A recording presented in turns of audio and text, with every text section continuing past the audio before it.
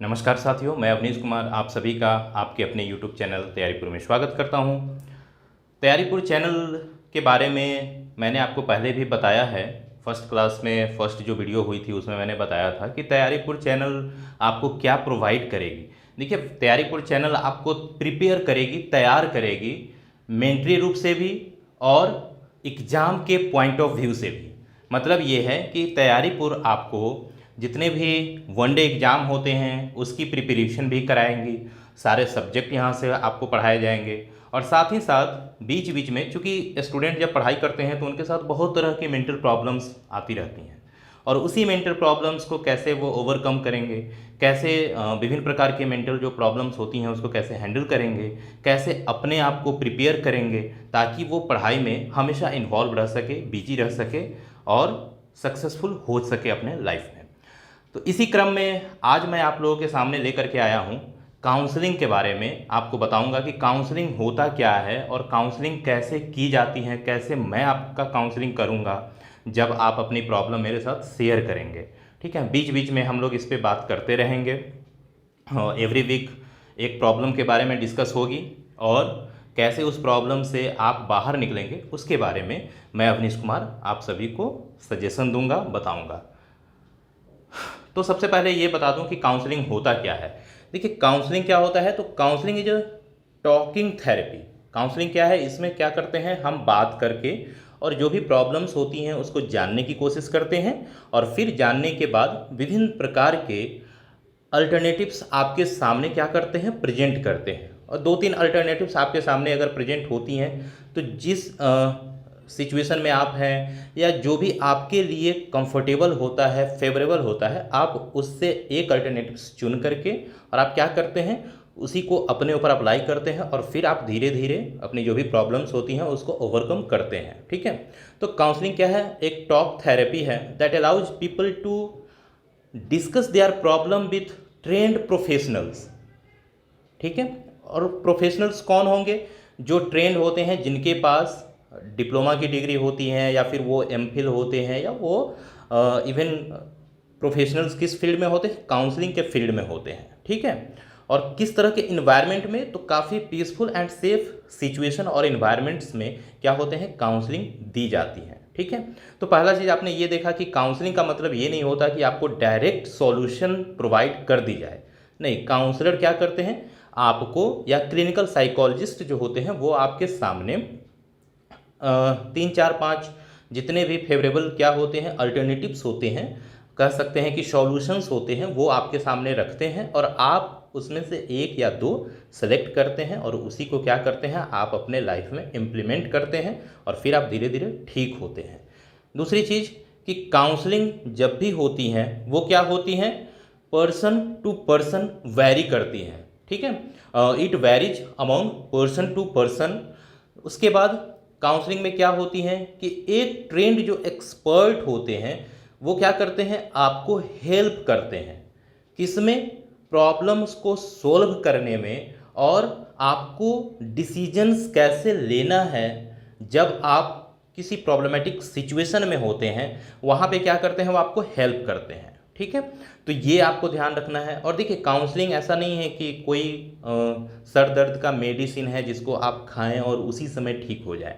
Counselling में क्या होता है, चैन ऑफ सेशंस होते हैं कि हर 2 दिन 3 दिन पर जैसी आपकी सीवियरिटी होती है प्रॉब्लम्स की, उसके अकॉर्डिंग क्या होती हैं, आपको सेशंस प्रोवाइड कराए जाते हैं, सेशंस लिए जाते हैं। ठीक है, और फिर आपको तरह तरह के टेक्निक्स होते हैं, इंटरवेंशंस होते हैं, वो अप्लाई किए जाते हैं और आपकी प्रॉब्लम्स को ठीक करने की कोशिश की जाती है। ठीक है, ये हो गया टाइप ऑफ जो काउंसलिंग्स होते हैं that change and very depending on the needs of patient.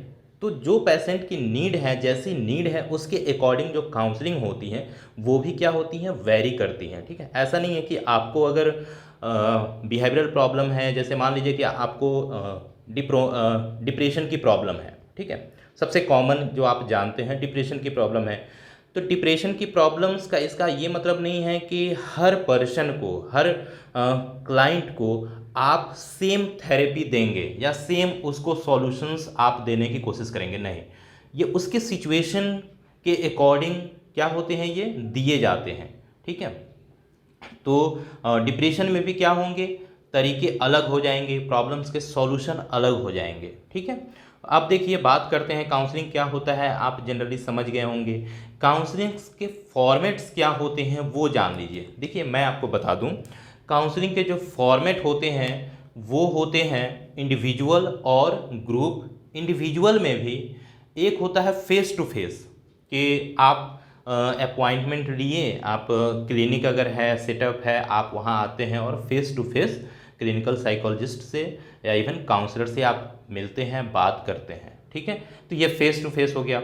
दूसरा होता है टेलीफोनिक होता है, कि टेलीफोन पे ही आपको क्या की जा रही है, काउंसलिंग दी जा रही है। ठीक है, तो फॉर्मेट जब काउंसलिंग की बात होती है,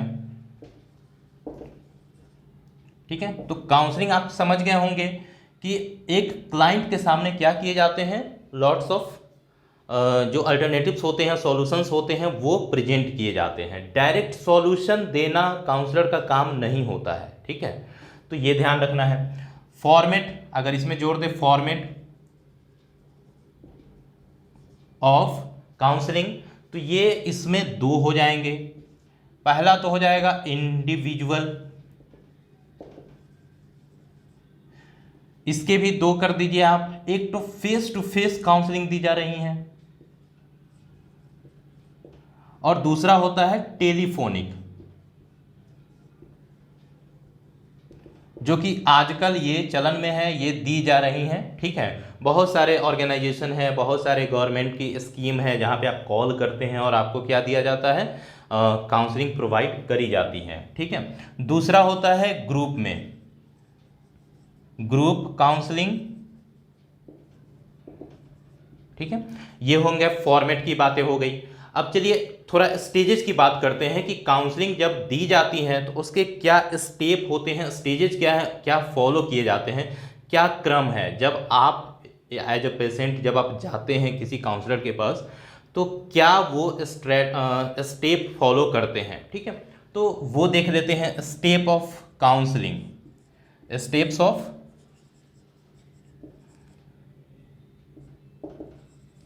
ठीक है, इसमें आइए पहला स्टेप देखते हैं। सबसे पहला क्या होता है, वो होता है रैपो स्टेब्लिशमेंट का, कि आप सबसे पहले क्या करते हैं, रैपो बनाते हैं।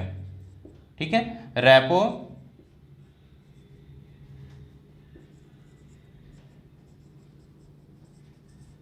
आप रैपो बिल्ड करते हैं। रैपो स्टैब्लिशमेंट का क्या होता है, स्टेप होता है। उसके बाद इसमें क्या होता है कि इसमें आप एक तरह से पेशेंट को ये विश्वास दिलाने की कोशिश करते हैं कि आपकी जो प्रॉब्लम है वो ट्रीटेबल है।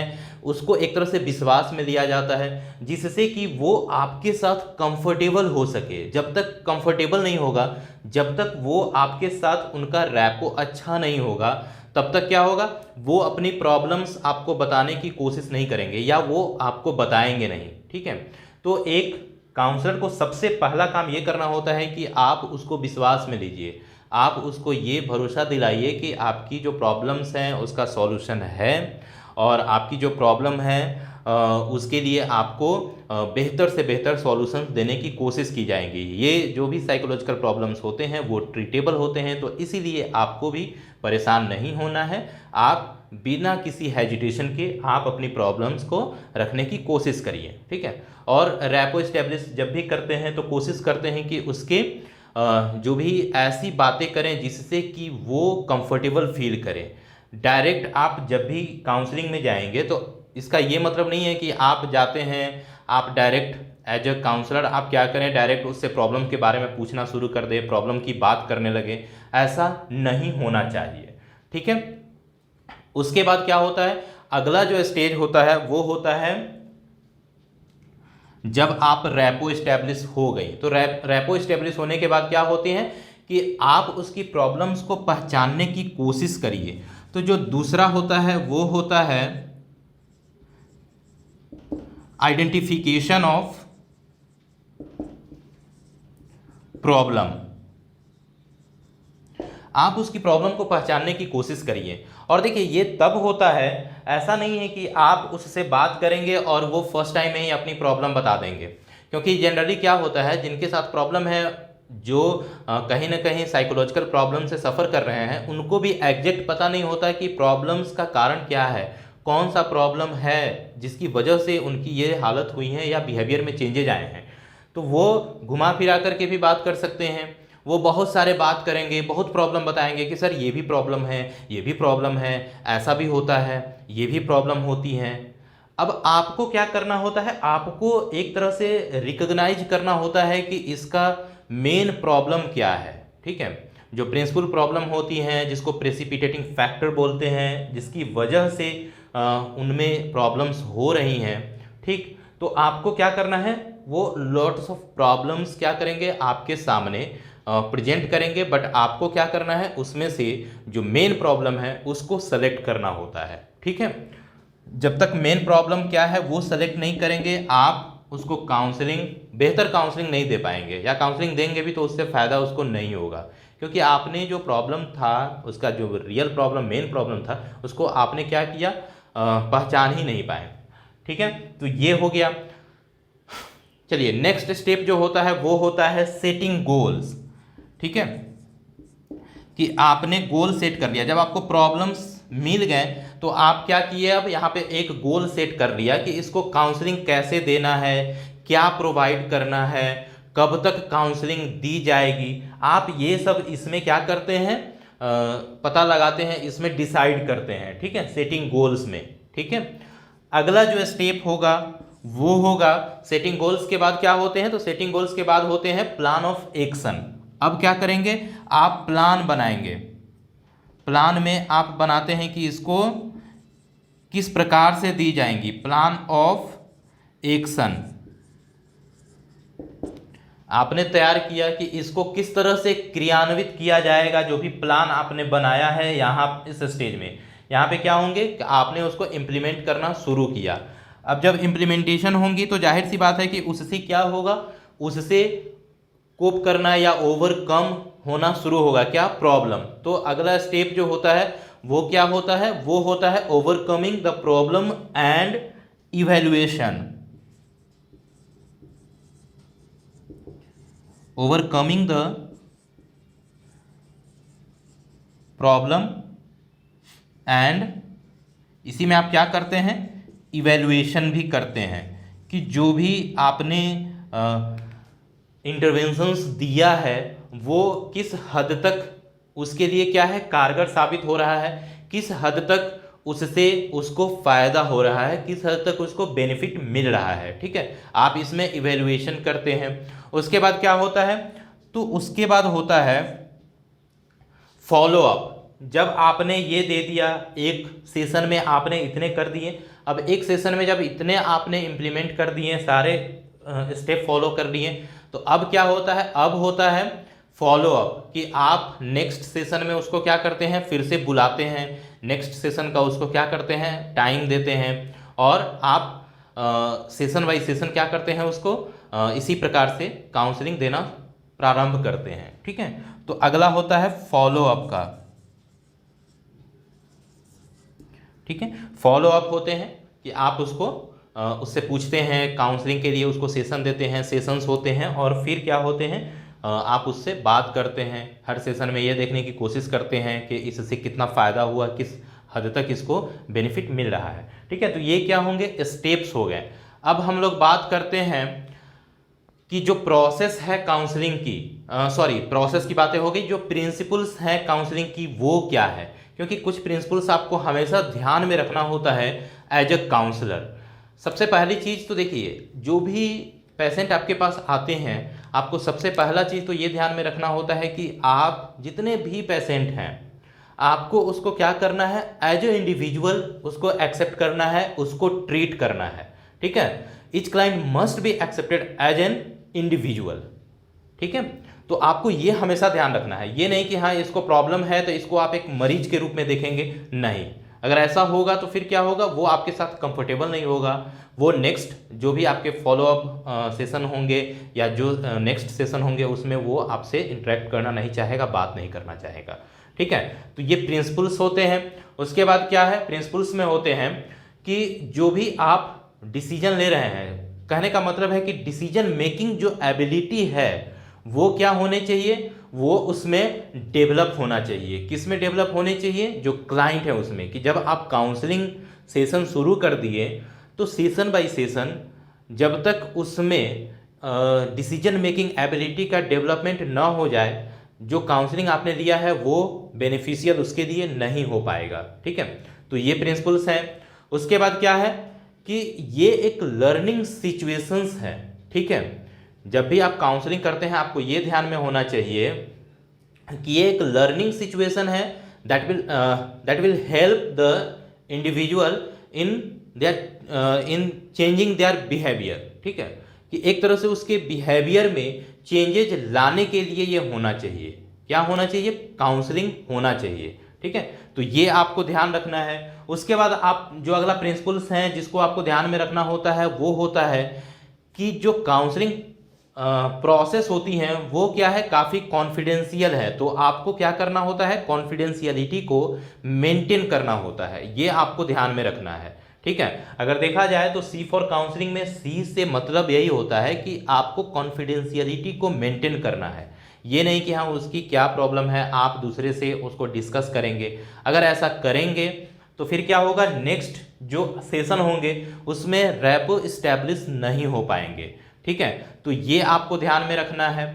साथ ही साथ आपको ये कोशिश करना है कि जो प्रॉब्लम्स हैं उसको वो अपने मतलब फुल पोटेंशियल इतना डेवलप कर ले पोटेंशियलिटी को कि उसकी जो प्रॉब्लम है वो जब आप उसके सामने 2-3 अल्टरनेटिव्स डालें तो वो उसमें से एक का सिलेक्शन कर सके। इतना आपको उसको एक ढंग से पोटेंशियलिटी उसमें डेवलप कर देना है। ये काउंसलिंग का एक तरह से क्या कह सकते हैं, प्रिंसिपल्स हैं, गोल हैं। ठीक है, रूल्स भी हैं ये।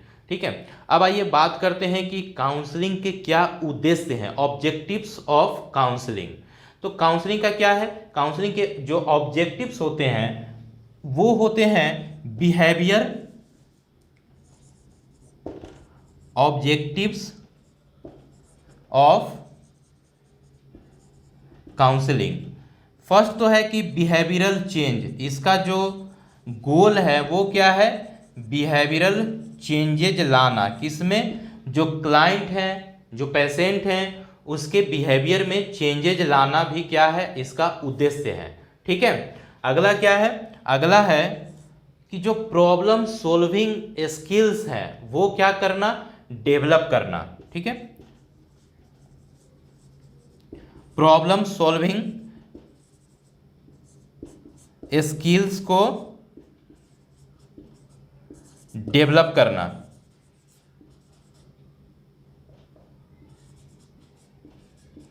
ठीक है, तो ये आपका क्लियर है क्या होना चाहिए।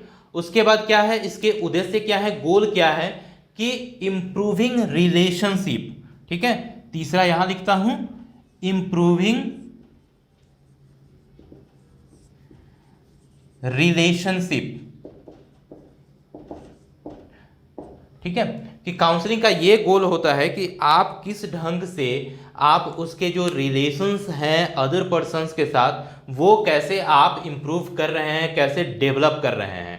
ठीक है, अगला जो होता है वो होता है, जो ऑब्जेक्टिव है वो क्या है, वो है फैसिलिटेट क्लाइंट पोटेंशियलिटी। ठीक है, या potential, facilitate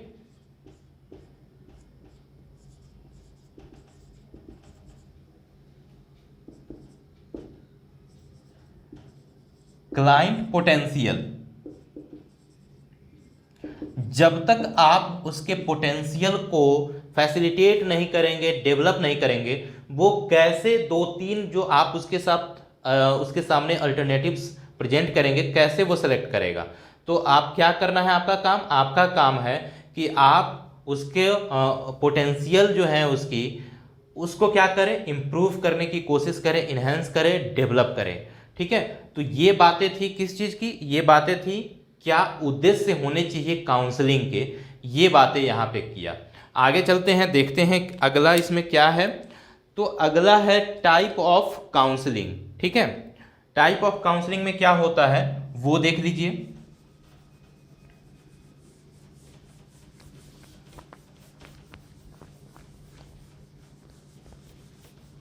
type of counselling की जब भी बात होती है उसमें क्या होता है, उसमें होता है एक पहला तो होता है कि मैरिज और family counselling,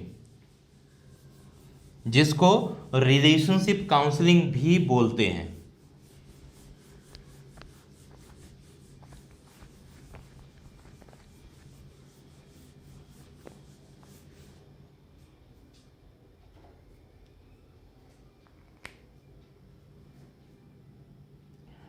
type of counselling यहां लिखता हूं। हाँ, अब देखिए पहला है मैरिज एंड फैमिली काउंसलिंग। आजकल देखने को बहुत ज़्यादा मिल रहा है कि जो भी कपल हैं उसके बीच अंडरस्टैंडिंग को लेकर के या उनके बीच जो कॉम्पैटिबिलिटी होती है उसको लेकर के बहुत सारे इशू आ रहे हैं। तो क्या होता है, काउंसलर की जो रोल होती है वो यहाँ भी क्या होती है, काफ़ी बढ़ गई है आजकल। ठीक है, कोई भी देखिए कपल ये नहीं चाहता है कि वो उनके बीच में अगर किसी तरह की मिसअंडरस्टैंडिंग हो तो वो अचानक से कोई काफ़ी कह सकते हैं कि हार्श डिसीजन ले ले या सेपरेट हो जाए। पहले कोशिश ये होती है उन दोनों के बीच कि वो काउंसलर से बात करें और कुछ सॉल्यूशंस को देखने की, आजमाने की कोशिश करें। इसीलिए वो क्या होते हैं, काउंसलर के पास जाते हैं। और आजकल काउंसलर के पास इसके लिए जाना भी क्या है, बहुत ज़रूरी हो गया है कि अगर इशू आ रही हैं तो आप जाइए। आप पहले कोई भी ऐसा डिसीजन मत लीजिए जिससे कि आप सेपरेट हो जाए। पहले कोशिश करिए कि जो प्रॉब्लम हो रही है उसको किस तरह से सॉर्ट आउट करें। ठीक है, और जब आप जाते हैं तो आपको हो सकता है कि कुछ अच्छे कह सकते हैं सॉल्यूशंस मिल जाए, और सॉल्यूशंस मिलते भी हैं, और जिससे फिर क्या होता है आप उसको इम्प्लीमेंट करते हैं, और फिर क्या होता है जो मैरिज ब्रेक होते हैं या फिर फैमिली जो ब्रेक हो रही है वो नहीं होते। ठीक, दूसरा जो होता है वो होता है एजुकेशनल काउंसलिंग। एजुकेशनल और एंड कैरियर काउंसलिंग। आजकल ये भी बहुत ज़्यादा दिक्कत यहाँ भी देखने को मिल रही है कि आप एक स्टूडेंट हैं, आपको समझ में नहीं आ रहा है कि पढ़ना कैसे है। अगर पढ़ाई में मन नहीं लग रहा है तो उसके पीछे हो सकते हैं कुछ कारण हो, उसके लिए भी काउंसलिंग और गाइडेंस प्रोवाइड किए जाते हैं। कैरियर के लिए कि आप किस फील्ड में कैरियर बनाएंगे, आपका जो एटीट्यूड है वो किस फील्ड के अकॉर्डिंग है, आपका जो एप्टीट्यूड है वो कैसा है, आप का जो इंटरेस्ट है वो किस फील्ड में है। जनरली क्या होता है कि पता ही नहीं होता है कि आपका इंटरेस्ट क्या है या आप में एप्टीट्यूड किस हद तक, किस लेवल तक और किस फील्ड का है। ठीक है, तो वो नहीं पता होने की वजह से भी क्या होता है, आप पढ़ाई तो कर रहे होते हैं लेकिन रिजल्ट बेहतर नहीं आता, या फिर आप पढ़ते भी रहते हैं तो आप ये सोचते रहते हैं कि ये मैं क्या पढ़ रहा हूँ। या आप अगर कोई स्ट्रीम चुन भी ले रहे हैं तो आपको लगता है कि ये स्ट्रीम चुन करके गलत तो नहीं कर दिया, आगे क्या होगा नहीं होगा, मेरा इंटरेस्ट तो कुछ और है, लेकिन प्रेशर की वजह से या फिर किसी के देखा देखी आप क्या कर लिए, आपने एक अदर स्ट्रीम चूज कर लिया। इसकी वजह से भी क्या होते हैं, आप में काफ़ी प्रॉब्लम्स आने लगती हैं, जिसकी वजह से आगे चल करके बहुत सारे साइकोलॉजिकल प्रॉब्लम्स होने लगते हैं। तो इसके लिए भी क्या होते हैं, काउंसलिंग प्रोवाइड की जाती हैं कैरियर के लिए कि आप किस फील्ड में जा करके आप कैरियर बनाएंगे। ठीक, उसके लिए और एजुकेशन में भी काउंसलिंग प्रोवाइड करी जाती है। ठीक है, अगला होता है रिहैबिलिटेशन काउंसलिंग।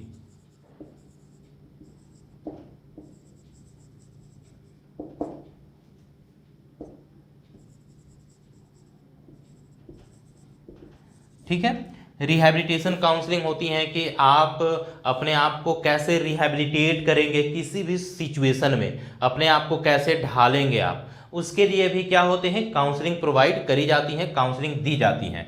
ठीक है, अगला जो काउंसलिंग होता है वो होता है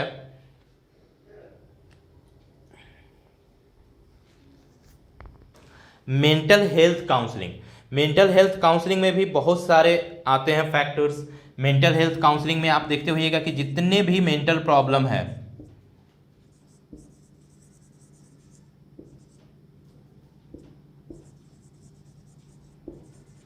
ठीक है, मेंटल हेल्थ काउंसलिंग में दी जाती हैं कि आपको जो भी मेंटल प्रॉब्लम हो रही हैं, जैसे अगर एक बच्चे को ADHD की प्रॉब्लम हो रही है, कंसंट्रेशन की प्रॉब्लम हो रही है, या जितने भी साइकोलॉजिकल डिसऑर्डर के आप बारे में जानते हैं, उसके लिए जो काउंसलिंग प्रोवाइड की जाती हैं वो मेंटल हेल्थ काउंसलिंग के अंतर्गत आता है। इसमें जैसे हो सकता है कि जिनके साथ ADHD की प्रॉब्लम है, जिस बच्चे के साथ attention deficit hyper activity disorder, उसके बाद जिसके साथ प्रॉब्लम है साइकोलॉजिकल डिसऑर्डर,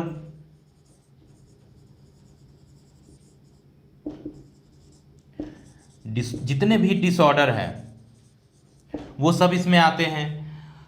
तो इसके लिए भी क्या होते हैं, मेंटल काउंसलिंग प्रोवाइड करी जाती है, ठीक है। साथ ही साथ इसमें काउंसलिंग में और भी आते हैं, उसमें क्या होंगे, तो जैसे एंजाइटी हो रहा है, आपको बहुत ज़्यादा स्ट्रेस होता है, डे टू डे लाइफ में काफ़ी ज़्यादा हैजार्ड्स हैं, मान लीजिए ऑफिस में हैं, वहाँ पे आप क्या कर पा रहे हैं, जो ऑफिस और फैमिली का जो एक तरह से कोऑर्डिनेशन होता है वो आप बेहतर ढंग से नहीं कर पा रहे हैं, जिसमें क्या होते हैं, वर्क फैमिली कॉन्फ्लिक्ट होने के चांसेस बढ़ जाते हैं इसके लिए। या फिर वर्क फैमिली में ही क्या होते हैं, चाइल्ड का सन के साथ, या फिर जो सन होते हैं उसका अपने ही ब्रदर्स में सिबलिंग्स के साथ जो भी कॉन्फ्लिक्ट होते हैं, वो सब क्या होते हैं, मेंटल हेल्थ के अंतर्गत आते हैं, ठीक है।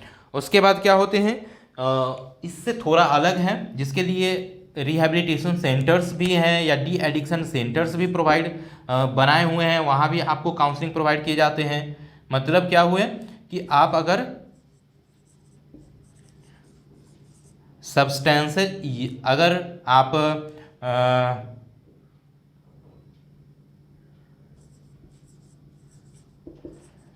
एडिक्शन के लिए, आप अगर किसी भी नशा से ग्रसित हैं, आपको कोई भी बैड हैबिट्स हैं, आप अल्कोहल बहुत ज़्यादा लेते हैं, सब्सटेंस यूजेज जो होते हैं, उसके लिए भी क्या होते हैं, आपको काउंसलिंग प्रोवाइड करी जाती है, ठीक है। तो ये सब क्या हो गए, ये सब टाइप ऑफ काउंसलिंग हो गए कि इस फील्ड में आपको क्या किए जाते हैं, काउंसलिंग्स प्रोवाइड कराई जाती है, ठीक है। चलिए आगे थोड़ा सा और बात करते हैं।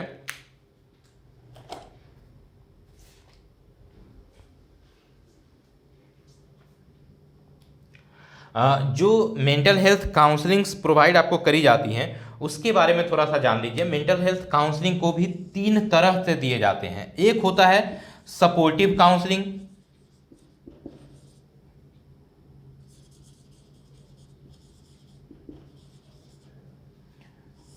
दूसरा होता है एजुकेटिव काउंसलिंग,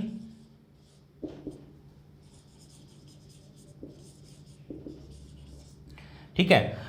दो तरह से आपने देखा, सपोर्टिव काउंसलिंग, एजुकेटिव काउंसलिंग, और तीसरा होता है प्रिवेंटिव काउंसलिंग।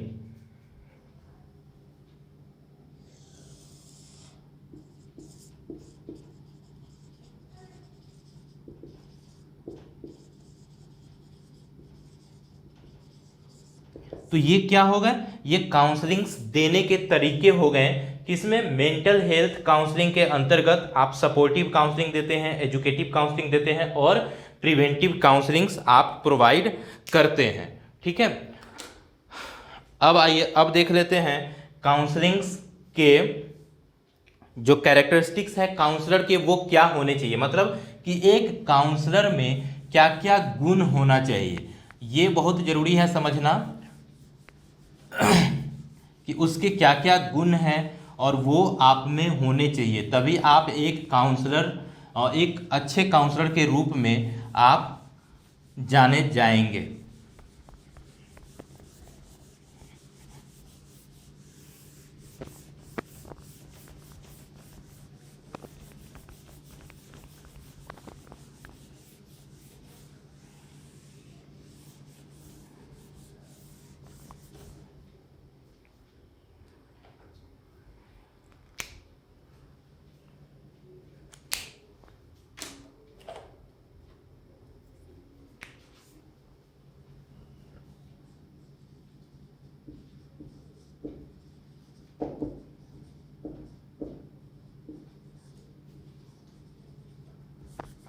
सिंपल लिखिए काउंसलर।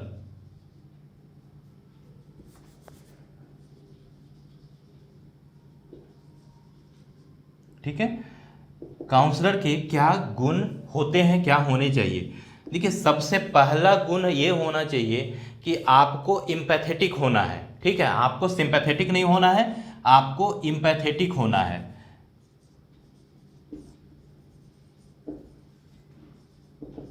ठीक है, आपको इम्पैथेटिक होना है। ठीक है, आपको प्रॉब्लम्स जो भी उसके हैं उसको फील करना है। ठीक है, आपको एक तरह से उसकी प्रॉब्लम्स को समझना है। ठीक है, कि उसकी जो भी प्रॉब्लम है और उसी के अकॉर्डिंग आपको क्या करना है, उसको बिहेव करना है, उसके साथ पेश आना है। ये नहीं कि हाँ आपकी प्रॉब्लम है, आप उसके लिए उसको सुन रहे हैं या सुनने में उसको नज़रअंदाज कर रहे हैं, या फिर आप सुन रहे हैं उसकी कुछ प्रॉब्लम और आप मुस्कुरा रहे हैं। तो इससे क्या होगा कि वो जो भी आपके सामने क्लाइंट आएंगे वो फिर आपके साथ कंफर्टेबल नहीं हो पाएंगे। उसको ये लगेगा कि ये सर बिल्कुल ध्यान नहीं देते हैं, ये हमारी प्रॉब्लम्स का मजाक उड़ा रहे हैं, ये तो हंस रहे हैं। ठीक है, तो एक तरह से आप उसके साथ तभी रैपो भी इस्टेब्लिश कर पाते हैं जब आप एम्पैथेटिक होकर के उसकी प्रॉब्लम को सुनते हैं, उसको समझने की कोशिश करते हैं, उसको महसूस करते हैं। ठीक है, अगला जो होता है वो होना चाहिए कॉन्फिडेंशियल।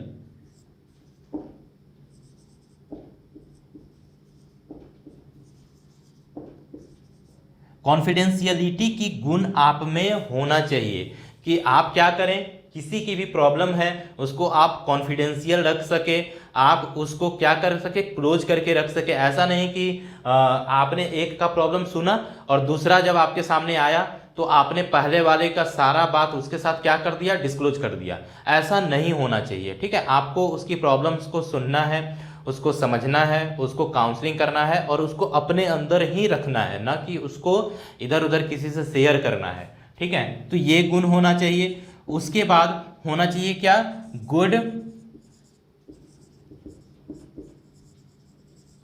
आपको गुड लिसनर भी होना चाहिए। ठीक है, आपको एक अच्छा कह सकते हैं कि श्रोता होना है।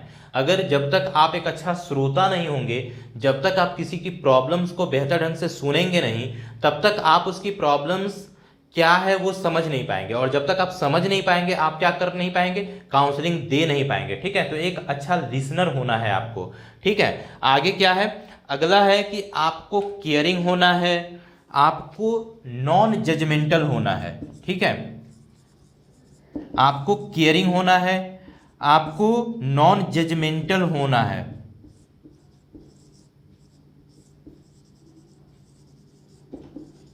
ठीक है, ये ध्यान रखना है कि जजमेंट नहीं करना है आपको कि हाँ आपकी ये प्रॉब्लम है, अच्छा तो ये प्रॉब्लम क्यों है, अच्छा आपने किसी के साथ इस तरह का एक्टिविटी किया है, ये तो नहीं करना चाहिए। आप इस ढंग से उसको या किसी के साथ उसका कंपैरिजन आप नहीं कर सकते हैं, आप उसको जज नहीं कर सकते हैं किसी भी प्रॉब्लम के लिए।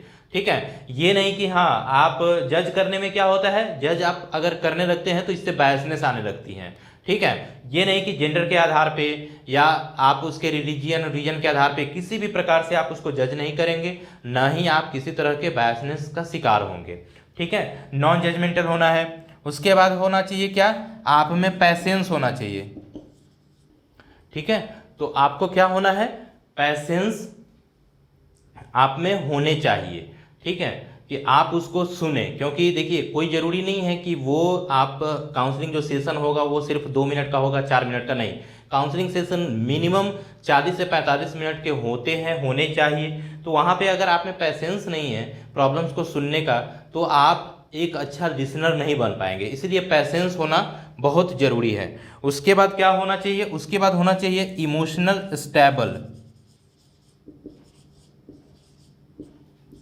ये नहीं होना चाहिए कि आपको उसने प्रॉब्लम सुनाई और आप क्या कर लिए, आप भी कहीं ना कहीं उसी से इन्फ्लुएंस हो गए और आप भी क्या हो गए, अगर उसी की प्रॉब्लम है तो आप वहीं पे रोने लगे। जैसे आप देखते होइएगा कि कुछ लोग होते हैं जो अगर कोई ऐसा मूवी सीन देखते हैं जो काफ़ी इमोशनल होता है, ठीक है, या सेंटिमेंटल आपको नहीं होना है, सेंटिमेंट आपको शो नहीं करना है। ठीक है, तो कभी कभी क्या होते हैं कि आप देखते हैं ऐसे सीन को, तो फिर क्या होते हैं, आप भी कहीं ना कहीं आंखों से आंसू आने लगते हैं, आप रोने लगते हैं। तो ऐसा नहीं होना है, आपको अपने जो इमोशंस हैं उसको क्या करना है, स्टेबल करके रखना है, आपको सो नहीं होने देना है। ठीक, तो ये सब क्या है, काउंसलिंग के गुण होते हैं, एक काउंसलर के गुण होते हैं जो आपको भी क्या करने होते हैं, शो करने होते हैं एज अ काउंसलर। ठीक है, तो देखिए ये तो रही बात किसकी, काउंसलिंग की। काउंसलिंग कैसे करते हैं, क्या स्टेज हैं, क्या स्टेप्स हैं फॉलो करते हैं, प्रिंसिपल्स क्या होते हैं, टाइप क्या होते हैं, और एक अच्छे काउंसलर की क्या गुण होने चाहिए, उसकी बातें हुई। तैयारीपुर में ये बातें करने का मेन मोटो ये है कि तैयारीपुर जिस प्रकार का नाम है तैयारीपुर, उसी तरह से आपको क्या करेगी, आगे से हर वीक में एक सेशन आएगी एवरी प्रॉब्लम से रिलेटेड। जो भी प्रॉब्लम्स एक स्टूडेंट के लाइफ में होते हैं उससे संबंधित हर वीक में एक दिन उस प्रॉब्लम के क्या कारण हैं और उस प्रॉब्लम से कैसे स्टूडेंट बाहर निकल सकते हैं, इसके बारे में क्या होगी, बातें होंगी। ठीक है, तो नेक्स्ट क्लास में नेक्स्ट वीक में हम लोग बात करेंगे डिप्रेशन के बारे में, कि डिप्रेशन क्यों होते हैं, स्टूडेंट लाइफ में डिप्रेशन होने के क्या कारण हैं, और एक स्टूडेंट डिप्रेशन से बाहर कैसे निकल सकता है, उसके लिए हम लोग नेक्स्ट वीक में बात करेंगे। इस सेशन को, इस क्लास को यहीं पे समाप्त करते हैं। तैयारीपुर के साथ जुड़िए और जितने भी प्रॉब्लम्स आपकी होती हैं स्टूडेंट लाइफ में, उसको बिना किसी हेजिटेशन के आप कमेंट में जा कर के कर सकते हैं, डाल सकते हैं कि अगर आपको किसी तरह की साइकोलॉजिकल इशू हो रही हैं, प्रॉब्लम हो रही हैं, तो उसके लिए क्या सॉल्यूशन होने चाहिए, वो आपको प्रोवाइड तैयारीपुर के माध्यम से कराई जाएगी। ठीक है, तो इस सेशन को यहीं पे समाप्त करते हैं। मिलते हैं नेक्स्ट क्लास में, सब्जेक्टिव जो क्लासेज होंगे उसमें, और नेक्स्ट वीक में एक बहुत ही ज्वलनशील कह सकते हैं जो मेंटल प्रॉब्लम होती है उसके साथ हम लोग मिलेंगे। ठीक है, तो इस क्लास को यहीं पे समाप्त करता हूँ। मिलते हैं नेक्स्ट क्लास में, तब तक के लिए जय हिंद।